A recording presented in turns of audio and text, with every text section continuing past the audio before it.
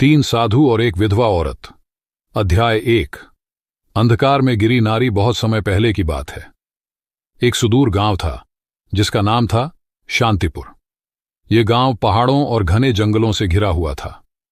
यहां के लोग सीधे सादे थे, खेतीबाड़ी करके जीवन यापन करते थे। हालांकि गांव का नाम शांतिपुर था, लेकिन वहां की गलियों में शांति कम और कड़वाहट ज्यादा थी। ये गांव अंधविश्वास और सामाजिक कुरीतियों में जकड़ा हुआ था। इसी गांव में रहती थी एक स्त्री जिसका नाम था सुमित्रा। सुमित्रा एक विधवा थी। उसके पति की मृत्यु हुए 3 वर्ष बीत चुके थे। जब उसके पति हरिप्रसाद की बीमारी से मौत हुई, तब से उसके जीवन में सिवाय आंसुओं और तानों के कुछ भी नहीं बचा था। हरिप्रसाद गांव के एक साधारण किसान थे। उनका घर छोटा सा था, मगर उसमें सुमित्रा के साथ उनका प्यार और आपसी समझदारी बसती थी। मगर जैसे ही हरिप्रसाद की मृत्यु हुई, सुमित्रा का संसार अंधकार में डूब गया। गांव वाले उसे एक अशुभ स्त्री मानने लगे। गांव की औरतें उसके साथ उठने बैठने से कतरातीं। पुरुष उसे तानों और अपमान से नवाजते। बच्चों को कहा जाता कि सुमित्रा के घर के पास भी न जाए। हर सुबह जब सुमित्रा गांव के कुएं पर पानी भरने जाती, तो औरतें आपस में फुसफुसातीं, देखो ये अभागन आ गई। जिसके पांव जहां पड़ जाते हैं वहां कुछ अशुभ ही होता है। सुमित्रा ने कई बार इन तानों को अनसुना करने की कोशिश की, मगर उनकी बातों के कांटे उसके दिल को चीरते रहे। रातें उसके लिए और भी कठिन होती। जब पूरा गांव गहरी नींद में सो जाता, सुमित्रा आंगन में बैठकर आसमान की ओर देखती। चांद की चांदनी उसकी आंखों में आंसू भर देती। वह अक्सर अपने पति की तस्वीर के आगे दीप जलाकर रोती और भगवान से पूछती, आखिर मैंने कौन सा पाप किया है जो मेरा जीवन इस तरह नर्क बन गया। कई बार उसने गांव छोड़कर जाने की भी सोची, मगर कहां जाती। उसके माता पिता बहुत पहले ही चल बसे थे। भाई बहनों ने उसके विधवा होते ही मुंह फेर लिया। एक दिन जब सुमित्रा अपनी टूटी फूटी झोपड़ी के बाहर बैठी थी, तभी उसने देखा कि गांव के बाहर वाले रास्ते पर 3 साधु चले आ रहे हैं। वे सफेद दाढ़ी वाले, भगवा वस्त्र पहने हुए थे। उनके चेहरे पर तेज था, मगर आंखों में एक अजीब सा रहस्य झलक रहा था। गांव वालों ने उन साधुओं को देखते ही उनके चारों ओर घेरा बना लिया। सभी ने उनके पांव छुए और आशीर्वाद मांगा। गांव के मुखिया ने साधुओं से विनती की, महाराज, कृपया हमारे गांव में कुछ दिन रुकें, हमें आपका आशीर्वाद चाहिए। साधुओं ने गांव में रुकने के लिए हामी भर दी, लेकिन फिर उनकी नजर सुमित्रा पर पड़ी। उनमें से सबसे वृद्ध साधु ने सुमित्रा को देखते ही कहा, यह स्त्री दुख से घिरी है, मगर इसके भाग्य में कुछ अनोखा लिखा है। गांव वाले यह सुनकर चौंक गए। उन्हें विश्वास नहीं हो रहा था कि वही सुमित्रा, जिसे वे अशुभ मानते थे, उसके भाग्य में कुछ खास हो सकता है। सुमित्रा खुद भी हैरान थी। उसके मन में सवाल उठे, आखिर ये साधु कौन है और मेरे भाग्य के बारे में ऐसा क्यों कह रहे हैं। तीनों साधु गांव के बीचों बीच स्थित एक पुराने मंदिर में ठहरे। यह मंदिर वर्षों से वीरान पड़ा था, मगर साधुओं के आते ही वहां रौनक लौट आई। गांव वाले उन्हें देखने के लिए रोज वहां पहुंचते और उनके प्रवचनों को सुनते। सुमित्रा भी मंदिर के बाहर खड़ी होकर साधुओं की बातें सुनती, लेकिन गांव के लोग उसे भीतर जाने नहीं देते थे। एक दिन जब सभी लोग प्रवचन सुन रहे थे, तब सबसे वृद्ध साधु ने कहा, हर व्यक्ति के जीवन में दुख आते हैं, लेकिन केवल वही व्यक्ति अपने भाग्य को बदल सकता है जो अपने भीतर छिपे रहस्य को पहचान ले। सुमित्रा को यह सुनकर अजीब लगा। वह सोचने लगी, क्या मैं अपने दुख को दूर कर सकती हूं? क्या मैं भी अपने भाग्य को बदल सकती हूं? 3 साधु कौन थे? तीनों साधु साधारण व्यक्ति नहीं थे। उनकी आंखों में गहरी समझ थी और उनके शब्दों में अपार शक्ति। 1 पहले साधु का नाम था ज्ञानानंद। वे आध्यात्मिक ज्ञान के झाता थे। उनका कहना था कि दुनिया में कोई भी दुख तब तक समाप्त नहीं हो सकता जब तक मनुष्य स्वयं को नहीं पहचान लेता। 2 दूसरे साधु का नाम था कर्मानंद। वे कर्म के सिद्धांत को मानते थे। उनका कहना था कि भाग्य से बड़ा केवल कर्म होता है। यदि किसी का जीवन अंधकारमय है, तो उसे केवल अपने कर्मों से ही रोशनी में बदला जा सकता है। 3 तीसरे साधु का नाम था ध्यानानंद। वे साधना और ध्यान के मार्ग पर चलते थे। उनका कहना था कि आत्मा को शांत करके, मन को नियंत्रित करके कोई भी व्यक्ति अपने दुखों से मुक्ति पा सकता है। रात के समय जब गांव वाले अपने घर चले गए, तो सुमित्रा मंदिर के पास आई। उसे विश्वास नहीं हो रहा था कि तीनों साधु सच में उससे मिलना चाहते हैं। जैसे ही वह मंदिर के अंदर पहुंची, तीनों साधु उसकी ओर देखने लगे। कुछ देर तक कोई कुछ नहीं बोला। फिर ज्ञानानंद बोले, तुम हमें क्यों ढूंढ रही हो पुत्री? सुमित्रा कांपते हुए बोली, मुझे कुछ समझ नहीं आता। मैं बस यह जानना चाहती हूं कि मेरे जीवन में इतना दुहक क्यों है। मैंने किसी का क्या बिगाड़ा है? तीनों साधु मुस्कुराए। कर्मानंद ने कहा, दुनिया में कोई भी दुख बिना कारण नहीं आता। तुमने अपने पूर्व जन्मों में जो किया है उसका ही परिणाम तुम्हें इस जन्म में मिला है। लेकिन घबराओ मत, क्योंकि हर कर्म को नए कर्मों से बदला जा सकता है। सुमित्रा ने आंखें भरते हुए पूछा, क्या मैं अपना भाग्य बदल सकती हूं? ध्यानानंद ने धीरे से उत्तर दिया, हां, लेकिन उसके लिए तुम्हें परीक्षा देनी होगी। क्या तुम तैयार हो? सुमित्रा ने बिना कुछ सोचे जवाब दिया, मैं तैयार हूं। तीनों साधु एक दूसरे की ओर देखने लगे। यह देखकर ऐसा लग रहा था जैसे वे किसी रहस्य को जानते हों। ज्ञानानंद ने कहा, तो फिर कल सूरज उगने से पहले तुम जंगल के पास वाले पीपल के पेड़ के नीचे आओ। वहां से तुम्हारी यात्रा शुरू होगी। सुमित्रा को कुछ समझ नहीं आया, मगर उसने सिर हिलाकर हामी भर दी।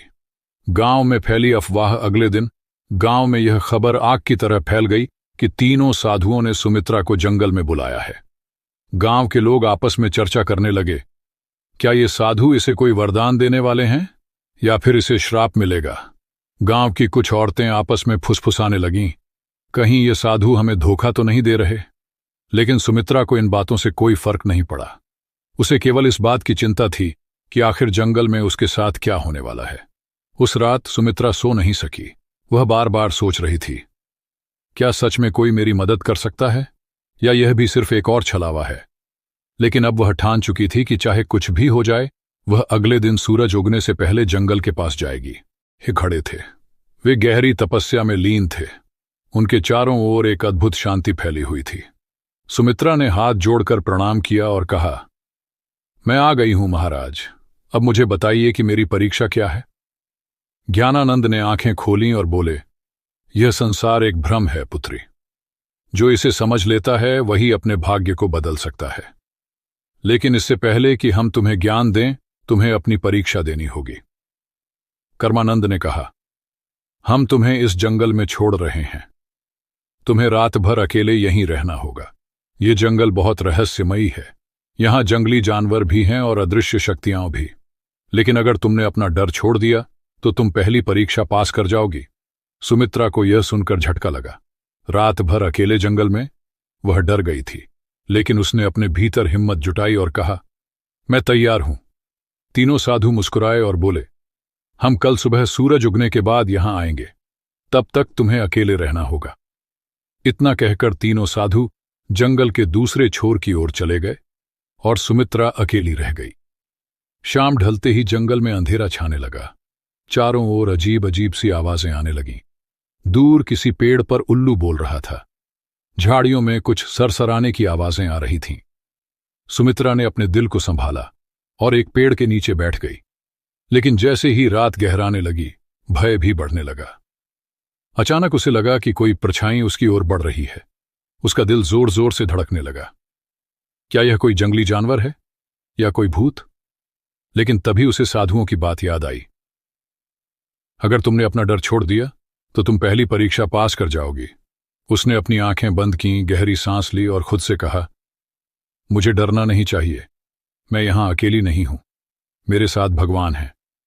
जैसे ही उसने यह सोचा, वह परछाई धीरे धीरे गायब हो गई। रात भर वह इसी तरह अपने डर से लड़ती रही। कभी कोई आवाज सुनाई देती, कभी अजीब सा कंपन महसूस होता, लेकिन उसने खुद को शांत रखा और हिम्मत नहीं हारी। सुबह की पहली किरण और सफलता। जैसे ही सूरज की पहली किरण जंगल में पड़ी, सुमित्रा ने राहत की सांस ली। थोड़ी देर बाद तीनों साधु वहां पहुंचे और देखा कि सुमित्रा मुस्कुरा रही है। ज्ञानानंद बोले, पुत्री, तुमने अपनी पहली परीक्षा पास कर ली। तुमने डर को जीत लिया। अब तुम्हारे जीवन में बड़ा बदलाव आने वाला है। सुमित्रा की आंखों में आशा की चमक थी। वह समझ गई थी कि डर केवल हमारे मन में होता है और जब हम उसका सामना करते हैं तो वह खुद ही समाप्त हो जाता है। सुमित्रा की पहली जीत जंगल में भय से भरी रात बिताने के बाद सुमित्रा की आंखों में अब डर की जगह आत्मविश्वास था। जब सूरज की पहली किरणें जंगल की शाखाओं से छनकर उसके चेहरे पर पड़ीं, तो उसने महसूस किया कि वह पहले से कहीं अधिक शांत और मजबूत हो चुकी थी। तीनों साधु मुस्कुरा रहे थे। ज्ञानानंद बोले, पुत्री, तुमने पहली परीक्षा पास कर ली। अब तुम तैयार हो दूसरी परीक्षा के लिए। सुमित्रा ने विनम्रता से सिर झुकाया और कहा, मैं तैयार हूं महाराज। 3 साधुओं का रहस्य। तीनों साधु सुमित्रा को लेकर एक पहाड़ी के ऊपर बने एक पुराने मंदिर में गए। यह मंदिर देखने में साधारण था, लेकिन वहां एक अजीब सी ऊर्जा महसूस हो रही थी। जैसे ही सुमित्रा ने मंदिर के द्वार पर कदम रखा, उसे अपने शरीर में एक हल्की कंपन महसूस हुई। तभी ध्यानानंद ने कहा, अब समय आ गया है कि हम तुम्हें अपने वास्तविक स्वरूप के बारे में बताएं। सुमित्रा चौंक गई। आपका वास्तविक स्वरूप? ज्ञानानंद ने अपनी आंखें बंद कीं और अचानक उनके शरीर से एक तेज प्रकाश निकलने लगा। उसी क्षण कर्मानंद और ध्यानानंद भी प्रकाश से घिर गए। कुछ ही क्षणों में उनके सामने साधारण मनुष्यों के बजाय 3 दिव्य प्राणियों की आकृतियां खड़ी थीं। वे देवता थे। सुमित्रा विस्मय से देखती रह गई। वह कुछ कह ही नहीं पाई। कर्मानंद बोले, हम साधारण साधु नहीं हैं पुत्री। हम तीनों ब्रह्मा, विष्णु और महेश के दूत हैं और इस पृथ्वी पर कुछ विशेष उद्देश्यों के लिए आए हैं। ध्यानानंद आगे बोले, हमें आदेश मिला था कि हम किसी ऐसे व्यक्ति की परीक्षा लें जो सच्चे मन से अपने भाग्य को बदलना चाहता हो, और हमने तुम्हें चुना। सुमित्रा की आंखों में आंसू आ गए। उसे अब समझ में आ रहा था कि ये साधु कोई आम संत नहीं थे। दूसरी परीक्षा, त्याग और समर्पण। ज्ञानानंद ने कहा, तुमने डर पर विजय पा ली, लेकिन अब तुम्हें एक और परीक्षा देनी होगी, त्याग की परीक्षा। सुमित्रा ने पूछा, क्या त्याग करना होगा? कर्मानंद बोले, तुम्हें अपने सबसे प्रिय वस्तु का त्याग करना होगा, वही वस्तु जिससे तुम्हारा सबसे अधिक लगाव हो। सुमित्रा सोच में पड़ गई। उसके पास वैसे भी कुछ नहीं था, मगर फिर उसे अपने पति की तस्वीर याद आई। हरिप्रसाद की मृत्यु के बाद वही एक चीज थी जिससे वह खुद को जोड़कर रखती थी। जब भी वह दुखी होती, उस तस्वीर को देखती और अपने पति को याद करती। उसने धीरे से पूछा, क्या मुझे अपने पति की तस्वीर छोड़नी होगी? ध्यानानंद बोले, अगर वही तुम्हारी सबसे प्रिय वस्तु है तो हां, लेकिन याद रखो, सच्चा त्याग तभी होता है जब वह स्वेच्छा से किया जाए। अगर तुम इस परीक्षा के लिए तैयार नहीं हो तो हम तुम्हें बाध्य नहीं करेंगे। सुमित्रा के मन में संघर्ष शुरू हो गया। क्या वह अपने पति की अंतिम निशानी को छोड़ सकती है? उसने कुछ देर सोचा और फिर कहा, अगर मेरे जीवन को बदलने के लिए यह आवश्यक है तो मैं तैयार हूं।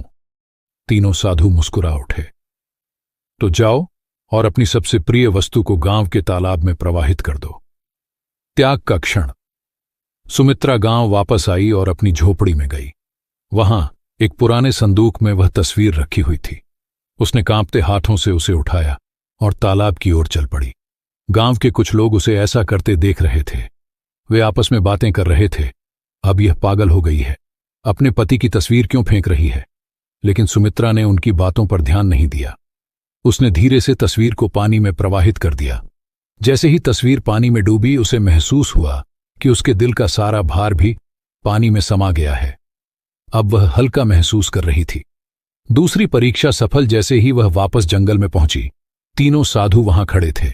ज्ञानानंद बोले, पुत्री, तुमने त्याग की परीक्षा भी पास कर ली। अब तुम उस बंधन से मुक्त हो चुकी हो जो तुम्हें अतीत से जोड़कर रखता था। सुमित्रा को अब सच में लगने लगा कि उसका जीवन बदल रहा है। ध्यानानंद बोले, अब तुम्हारी अंतिम और सबसे कठिन परीक्षा बाकी है। सुमित्रा ने सिर झुका लिया। मैं तैयार हूं महाराज। तीसरी और सबसे कठिन परीक्षा। सुमित्रा ने भय और त्याग की परीक्षा पास कर ली थी। अब वह पहले से कहीं अधिक मजबूत और आत्मविश्वासी महसूस कर रही थी, लेकिन उसे नहीं पता था कि उसकी सबसे कठिन परीक्षा अभी बाकी थी। तीनों साधु मंदिर के भीतर खड़े थे। जब सुमित्रा वहां पहुंची तो ज्ञानानंद ने गंभीर स्वर में कहा, पुत्री, अब तुम्हारी अंतिम परीक्षा का समय आ गया है। सुमित्रा ने सिर झुकाकर कहा, मैं तैयार हूं महाराज। ध्यानानंद बोले, यह परीक्षा तुम्हारी आत्मा की परीक्षा है। तुम्हें यह सिद्ध करना होगा कि तुम केवल अपने लिए नहीं बल्कि दूसरों के लिए भी जी सकती हो। सुमित्रा ने आश्चर्य से पूछा, मुझे क्या करना होगा? कर्मानंद ने कहा, गांव में एक वृद्ध महिला रहती है जिसका कोई सहारा नहीं है। वह भूखी और बीमार है। तुम्हें अपना सारा भोजन और अपनी झोपड़ी उसे देनी होगी और फिर तुम्हें जंगल में जाकर 7 दिन तक ध्यान करना होगा, बिना भोजन और पानी के। यह सुनकर सुमित्रा स्तब्ध रह गई। अपना घर और भोजन छोड़ दूं और फिर 7 दिन बिना कुछ खाए पिए ध्यान करूं? यह परीक्षा किसी भी अन्य परीक्षा से अधिक कठिन थी। मन का संघर्ष सुमित्रा की आंखों के सामने उसकी झोपड़ी का दृश्य आ गया। यह घर उसका अंतिम सहारा था। अगर उसने इसे छोड़ दिया तो वह कहां जाएगी? लेकिन फिर उसे साधुओं की बातें याद आईं। अगर तुमने यह परीक्षा पास कर ली तो तुम्हारा जीवन पूरी तरह बदल जाएगा। सुमित्रा ने अपने भीतर झांका और फैसला किया, ठीक है महाराज, मैं यह करने के लिए तैयार हूं। सब कुछ छोड़ना सुमित्रा गांव लौटी और अपनी झोपड़ी उस वृद्ध महिला को दे दी। उसने अपने बचे खुचे भोजन को भी उसे सौंप दिया। गांव के लोग यह देखकर हैरान थे। ये क्या कर रही है? अपना सब कुछ क्यों छोड़ रही है? लेकिन सुमित्रा ने किसी की बातों पर ध्यान नहीं दिया। वह सीधा जंगल की ओर बढ़ गई, जहां उसे 7 दिन तक ध्यान करना था। 7 दिन का कठिन ध्यान। पहला दिन बीता और सुमित्रा को बहुत भूख लगी, लेकिन उसने अपनी चेतना को भटकने नहीं दिया। उसने अपनी आंखें बंद की और साधुओं के दिए हुए मंत्रों का जाप करने लगी।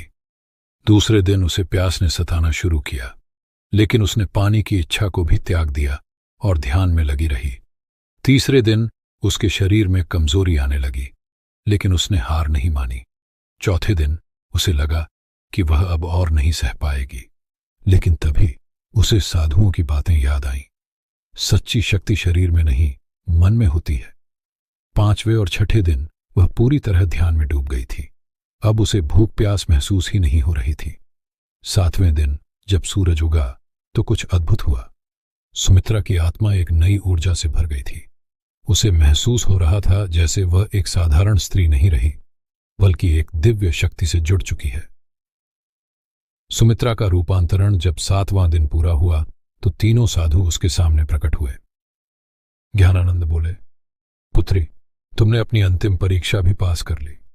अब तुम केवल एक साधारण विधवा नहीं हो, बल्कि एक सशक्त आत्मा बन चुकी हो। कर्मानंद बोले, तुम्हारे भीतर अब वह शक्ति आ गई है जिससे तुम न केवल अपना बल्कि दूसरों का भी भाग्य बदल सकती हो।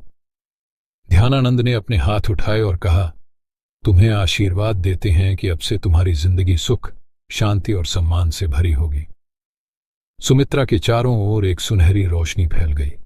उसने आंखें बंद कर लीं और जब खोली तो वह पहले से कहीं अधिक शांत, मजबूत और तेजस्वी महसूस कर रही थी। गांव में वापसी और सम्मान। जब सुमित्रा गांव लौटी तो गांव वाले उसे देखकर चौंक गए।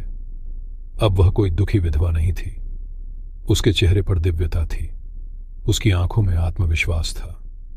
गांव के लोगों ने उसे पहले तिरस्कृत किया था, लेकिन अब वे उसके पास आकर उसके चरण छूने लगे। मां, हमें क्षमा करो, हमने तुम्हारा अपमान किया था, लेकिन अब हमें समझ आ गया कि तुम कोई साधारण स्त्री नहीं हो। सुमित्रा मुस्कुराई और कहा, सच्ची शक्ति बाहर नहीं, हमारे भीतर होती है।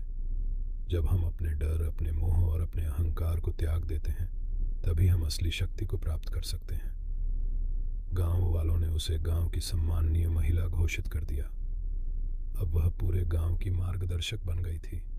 3 साधुओं का आशीर्वाद और विदाई। तीनों साधु फिर से उसके सामने प्रकट हुए। ज्ञानानंद बोले, हमारा कार्य पूरा हुआ, अब हमें वापस जाना होगा। सुमित्रा ने हाथ जोड़कर कहा, मैं आपकी आभारी हूं महाराज। आपने मुझे सिखाया कि सच्चा सुख और शक्ति हमारे भीतर है। कर्मानंद मुस्कुराए और बोले, तुम अब केवल अपने लिए नहीं बल्कि पूरे संसार के लिए जियोगी। ध्यानानंद ने हाथ उठाए और आशीर्वाद दिया, तुम्हारा जीवन अब एक नई रोशनी से भरा रहेगा। जैसे ही उन्होंने यह कहा, तीनों साधु प्रकाश में बदलकर आकाश में विलीन हो गए। नया जीवन, नई पहचान। अब सुमित्रा सिर्फ एक विधवा नहीं थी, वह पूरे गांव की मार्गदर्शक बन चुकी थी। उसने गांव में शिक्षा, सेवा और परोपकार की एक नई लहर चलाई। जहां पहले लोग उसे अपशकुन मानते थे, अब वे उसकी सलाह के बिना कोई भी निर्णय नहीं लेते थे। अब वह सिर्फ सुमित्रा नहीं थी, वह मां सुमित्रा बन चुकी थी। अध्याय 5 समाप्त। कहानी का सार एक, डर को हराकर ही हम सच्ची शक्ति प्राप्त कर सकते हैं। 2, त्याग और समर्पण से जीवन में नई ऊंचाइयां मिलती हैं। 3, सच्चा परिवर्तन बाहर से नहीं, भीतर से आता है। 4, जो खुद को बदल सकता है वह पूरे समाज को बदल सकता है। अंतिम शब्द, 3 साधु और विधवा सुमित्रा की यह कहानी हमें सिखाती है कि हमारा भाग्य हमारे हाथ में है। यदि हम अपने डर, अपने मोह और अपने अहंकार को त्याग दें तो हम जीवन में कुछ भी हासिल कर सकते हैं। आपको यह कहानी कैसी लगी? अगर आपको 3 साधु और एक विधवा की यह प्रेरणादायक और रोचक कहानी पसंद आई हो तो हमारे चैनल को जरूर सब्सक्राइब करें।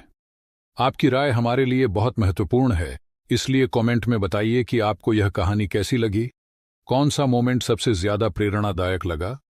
नई कहानियों और रोमांचक कंटेंट के लिए जुड़े रहिए। सब्सक्राइब करें, लाइक करें और अपनी राय साझा करें। धन्यवाद। मिलते हैं अगली कहानी में।